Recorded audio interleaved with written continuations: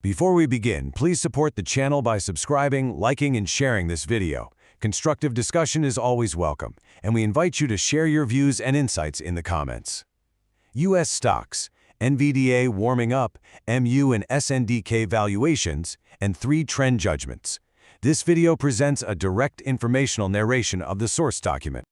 All right, let's jump right into the data for May 6th, 2026. We've got a lot of ground to cover today. We'll be walking through the situation in the Middle East and market breadth, some fresh economic data and liquidity metrics, the ongoing semiconductor speculation, our 3 S&P 500 trend judgments, memory market valuations, and finally, closing market expectations. Let's get started.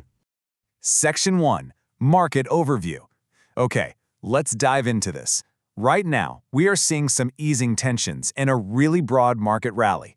What's driving this? Well, it's largely fueled by growing optimism over a potential one-page memorandum that could finally end the conflict in the Middle East. To put some hard numbers to this rally, the breadth of market participation is looking incredibly strong. In the S&P 500, we're seeing 319 stocks rising against just 183 falling. On top of that, 9 out of the 11 major S&P sectors are trending up. And if we look at the economically sensitive Dow Jones Industrial Average, 22 stocks are up, with only 8 down. So we're definitely looking at a very precise, broad-based movement here. You can really see the shifting geopolitical sentiment reflected over in the energy markets.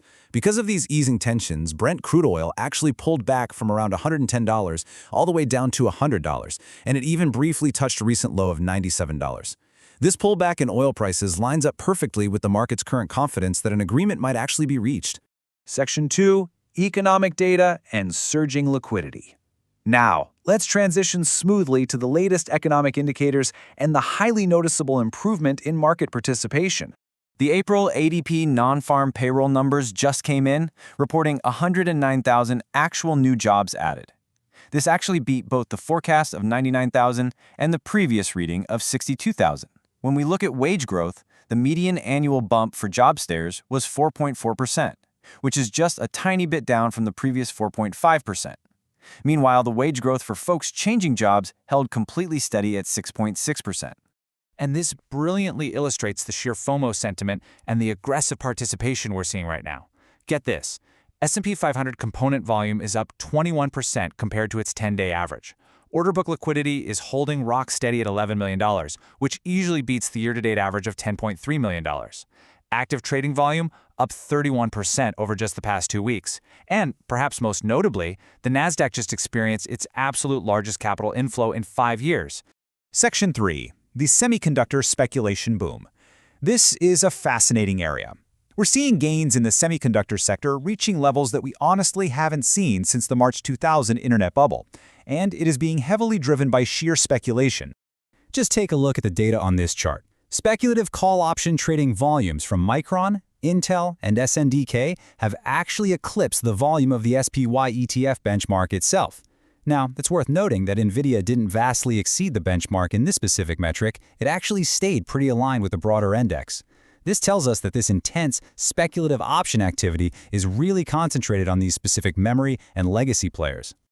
To really grasp the scale of this, look at how the market cap of semiconductor stocks within the S&P 500 has absolutely exploded. Just over a month ago, back in April, their weight was only 6%. Currently, that weight has surged to 22% of the entire index. And here's where it gets wild. If this uninterrupted growth rate were to somehow continue, semiconductors would hit an impossible 80% weight in the S&P 500 by the year 2027. To put that into perspective, that would vastly exceed the historical maximum weight of 40% that was collectively held by the 7 major tech companies at their absolute peak. Section 4. 3 primary judgments for the S&P 500. So, how does this resolve? The source document lays out our core analytical framework here. 3 distinct, probable scenarios for how this extreme index concentration might play out. Let's walk through Scenario 1, the most optimistic one. Here, the heavily speculative memory stocks stall out or take minor hits, staying relatively high while other sectors rally. This spreads out that heavy semiconductor weight, but it pushes the S&P 500 up to somewhere between 8,000 and 8,500 points. Based on forward 2027 EPS estimates ranging from 6,132 to 7,494, an S&P crossing 8,000 creates massive excess returns compared to historical 7 to 9% annualized yields. Because of that, investors might quickly step in to take profits, which makes an uninterrupted straight-line ascent to this level pretty unlikely. Scenario 2 posits that the speculative stocks drop 10 to 15% and consolidate, while the higher-quality lagging stocks slowly start to climb. This balanced approach prevents the S&P from basically turning into a semiconductor index, and objectively, the source considers this the most likely path forward. Scenario 3, on the other hand, outlines that the Middle East conflict resumes on a larger scale. If that happens, we'd see a broad retracement hitting both those highly speculated stocks and the cyclical stocks that are just starting to recover. Section 5. Memory sector cycles and extreme sensitivity. Let's shift our focus a bit to the underlying mechanics of the memory market, which really fluctuates based heavily on production capacity, not just new technology.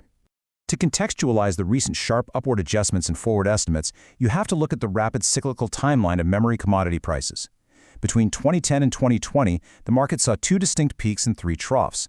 Prices hit a high around 2020, bottomed out in 2023, recovered a bit, dropped again between 2024 and 2025, and have now entered an accelerated growth phase from 2025 to the present.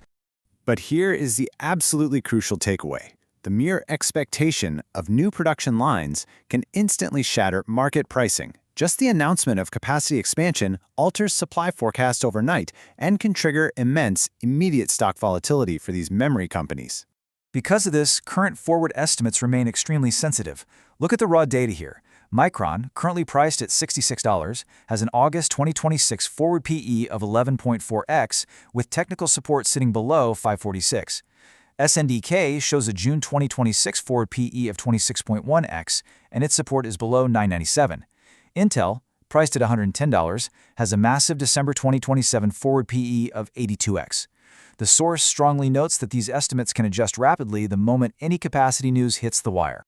Section 6. Valuations. Now, what's really interesting about this slide is how we compare high-quality tech leaders with those speculative memory stocks, specifically focusing on NVIDIA and Tesla.